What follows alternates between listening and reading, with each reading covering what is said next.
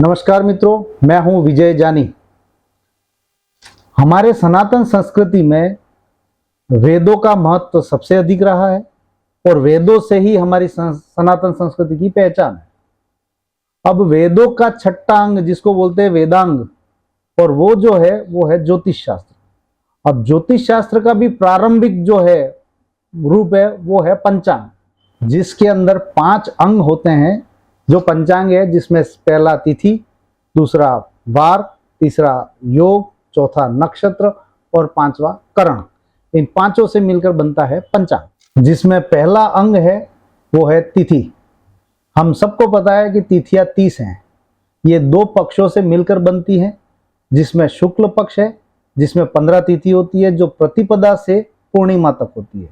दूसरा है कृष्ण पक्ष जिसमें प्रतिपदा से अमावस तक होती है। यानी ये 30 तिथियों का एक मास होता है जो ये 30 तिथियां हुई। जिसमें दूसरा अंग है वो है वार। रविवार से प्रारंभ होकर रविवार, सोमवार, मंगलवार, बुधवार, गुरुवार, शुक्रवार और शनिवार, ये 7 वार हैं जो पंचांग का दूसरा अंग होता है। अब बात करते हैं अपन पंचांग के तीसरे अंग की। तो तीसरा अंग है वो है तिथि। तिथियों में भी 2 प्रकार की तिथियां हैं, आनंदादि और विष्कुंभादि। पर मूलतया विष्कुंभादि तिथियों का महत्व इसमें पंचांग में ज्यादा देखा गया है और वो है 30। विष्कुंभ प्रीतिरायुष्मान सौभाग्य शोभनस्तथा अतिगंड सुकर्मा च धृतिशूलम तथैव च गंडो वृद्धि ध्रुवश्चैव व्यागातो हर्षणस्तथा अतिगंड सुकर्मा च धृतिशूलम तथैव च। इन 27 योगों को मिलाकर ये पंचांग का तीसरा अंग होता है। पंचांग के चौथे क्रम में नक्षत्र है जो 27 होते हैं, जो अश्विनी से लगाकर रेवती तक हैं। ये 27 नक्षत्र पंचांग का चौथा अंग है। पंचांग का 5वां और अंतिम भाग जो है वो है करण।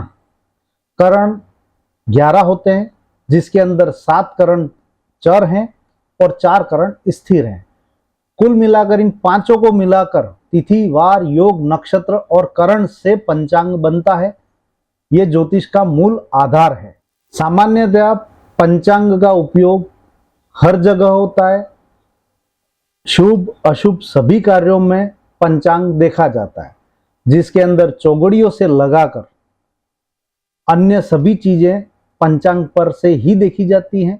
वर्ष के 365 दिनों में पंचांग का उपयोग सभी जगह पर होता है।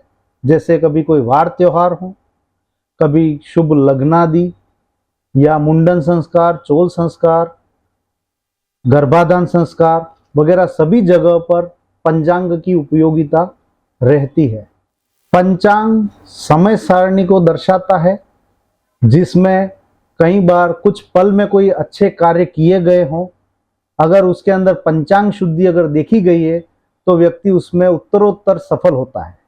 और इसी क्रम में कई बार हमें ये भी देखने को मिलता है कि किसी ने कोई कार्य किया जिसके अंदर पंचांग शुद्धि या कोई समय का कोई देखा नहीं उसने, और उसके नकारात्मक परिणाम भी उस व्यक्ति को भुगतते हुए हमने देखा है।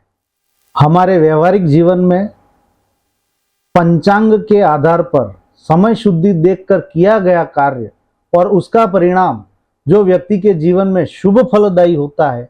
इसलिए पंचांग की उपयोगिता हमारे व्यवहारिक जीवन में सबसे ज्यादा है।